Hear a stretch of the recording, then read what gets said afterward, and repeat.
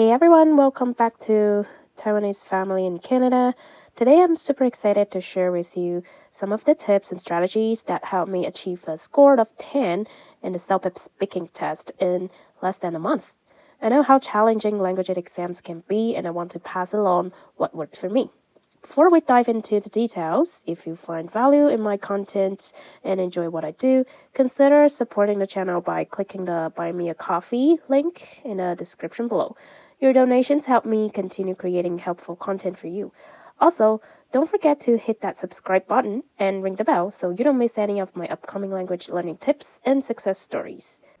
Now I want to break down the CELPIP speaking test and share a crucial insight that can boost your performance. The CELPIP speaking test has various tasks, but there's the scoop. Only 2 of them require a solid 90 seconds of your speaking time. Yes, just 2. Those are task 1 and task 7, so if you want to maximize your score, these are the moments to shine. The preparation time can vary between either 30 seconds or 60 seconds, but honestly, once you're in a test, time tends to slip away, so my advice, focus on those 90 seconds. In this part, we're diving into task 1, giving advice, and I've got some key strategies to share. First off, when tackling task 1, always speak directly to the person. So let's imagine we're helping someone named Amy. At the start, you could say, "Hey Amy, I heard that you're planning to do something, and I've got a suggestion for you if you're stuck. Based on what I know about you, why not go for something. So speaking directly to the person makes your advice more personal and impactful. Next, start providing your suggestions. For instance, you would say, "If I were you, Amy, here are 3 things you could consider." And then you start listing your suggestions. Remember to use transition words or phrases like, "If I were you, another thing you could do is," or "one final thing is." This helps guide Amy through your advice smoothly. In the end, wrap it up with a supportive tone. You might say, "Anyway, I know it's a tough decision to make, but remember, it's okay to face difficulties, and with all your determination and efforts, I have no doubt that your hard work will lead to success. Just keep going. You're doing great."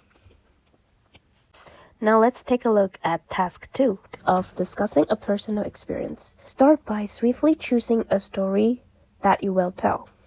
If you can recall a real-life experience, feel free to create one while ensuring you use past tenses, given that this task is all about your past encounters. Next, enrich your narrative with descriptive details. Finally, aim to get your listeners to feel how you felt. So the template I recommend follows this structure. You can start by saying, "There was a particularly memorable experience when I did something." And at last, you could conclude using the sentence, "It was a unique moment that I will always remember." Now moving on to task 3, which involves describing a scene. Here are key strategies to enhance your approach. Begin with a general statement about a setting, then zoom in on a few significant details. Limit it to 3 or 4 to paint a vivid picture. Use descriptive words and phrases to build an image. Finally, delve into the appearance, actions, or emotions of people if time permits. A helpful template for this task is to start by saying, "I'm now looking at a vivid picture, which looks like a place, a kitchen, a movie theater, something like that, where various people are engaging in different activities. For example, the most eye-catching scene for me is," and then you start describing what you see. Now let's move to task 4, focusing on making predictions. Here are some key strategies. First, engage your imagination while maintaining a sense of realism. Ensure your predictions are directly related to the actions of the people in the scene. Ask yourself what actions they might take next and what feelings may result from those actions. Additionally, consider the surrounding people and objects in the picture to generate ideas. A useful template for this task is to begin with, "Apparently, there are some interesting and predictable things going to happen next. For example, something. Meanwhile, another thing." Now, moving on to task 5, which involves comparing and persuading. In part 1, you read and understand the situation, then compare information provided for the two options without expressing your preference. Actually, you do not have to speak anything in this part. When part 2 begins, read information about a new option. Explain why your choice is better. Use specific language and expand on the information included with the picture. A helpful template is to start with, "Hey, Amy, I understand the situation and I know there are some disagreements here. It's surely a tough decision to make and I do appreciate your perspective. But in this case, I lean more toward Mark's idea after giving it some thought." And then you start providing your details. You can conclude the paragraph by saying, "I believe this approach could bring additional benefits for our company, your family, your life, depending on the situation. Let's explore this option together and consider the potential advantages it might offer." Now let's address task 6, which involves dealing with a difficult situation. Begin by speaking directly to the person, creating a name for reference. For instance, "Hey Amy, I need to discuss a matter with you. Remember, it's crucial to be considerate yet firm, maintaining a respectful tone throughout, just like in the previous task. Clearly outline the problem, explain your decision, and provide effective reasons to support your choice." A template to guide you could start with, "Hey Amy, I need to discuss a matter with you. I want you to know I'd appreciate your perspective, but after careful consideration, I find myself leaning towards it's a tough situation and I believe this approach could. Let's explore this together and address the issue effectively." Now let's tackle task 7, where you have another 90 seconds to say. Here are key strategies.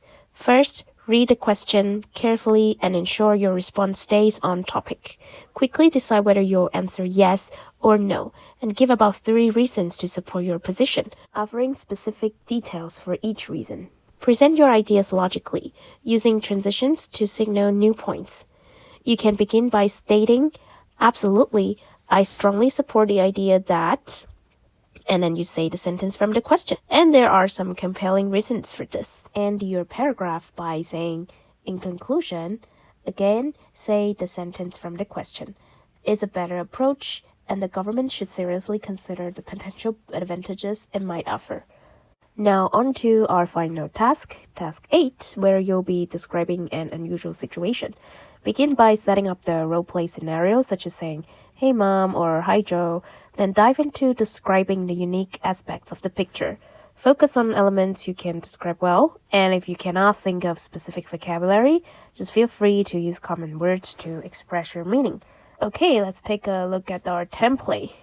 You can start with, "Hey Mom, I'm right now looking at a unique scene or object."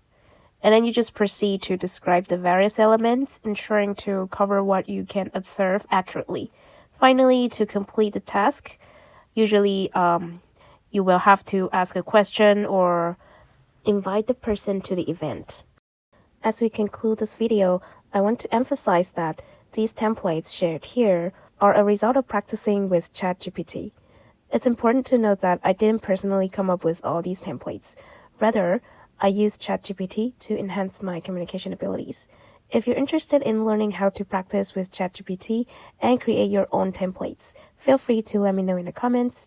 I'd be happy to guide you step by step in developing effective communication strategies using this powerful tool. Thanks for watching, and don't forget to comment if you'd like to know more about the process.